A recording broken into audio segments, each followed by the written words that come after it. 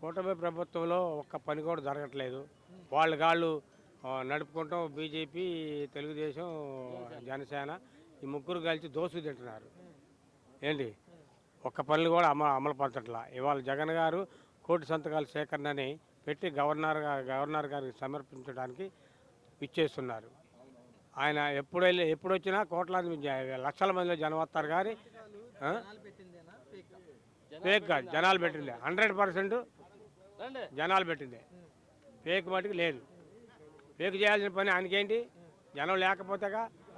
జనం ఆయన ఎమ్మటే ఓడిపోయినా గెలిచినా ఆయన ఎమ్మటే ఉన్నారు జనం.